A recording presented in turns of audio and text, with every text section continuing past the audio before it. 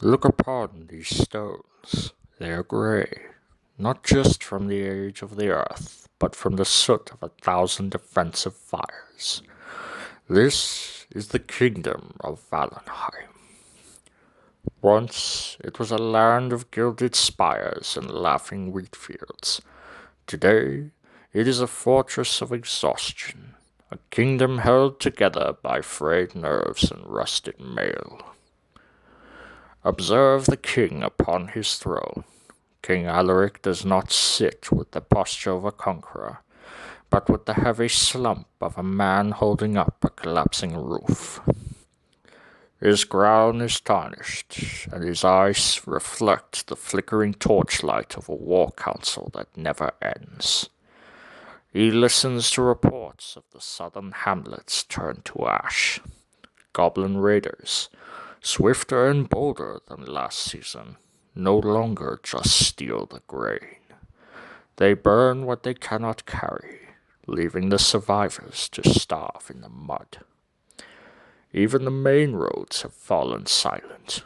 The few merchants who remain won't travel the Blackwood Pass, for the bandits have moved from the shadows into the open.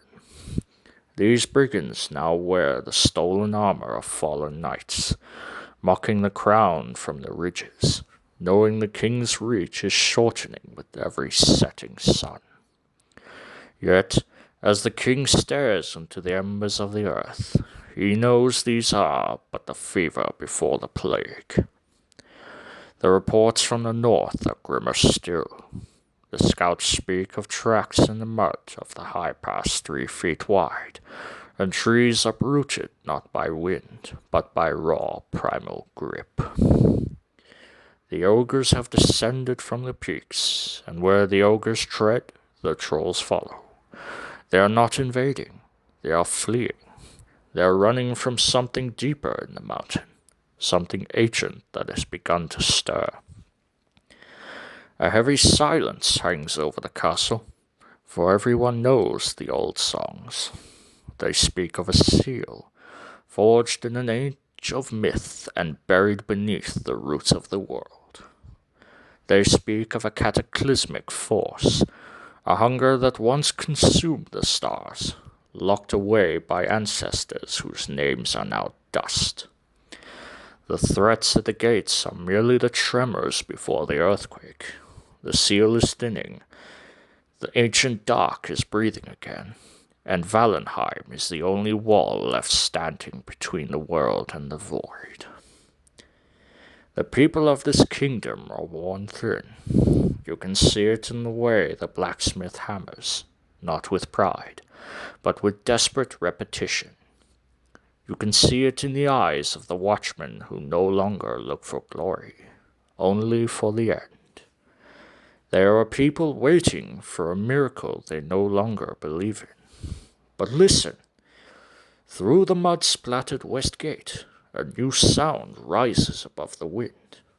It is the rhythmic clip-clop of a single horse on the cobblestones, the creak of travel-worn leather, the sharp, clear clink of a blade that has never known the shame of regret. A figure approaches through the mist.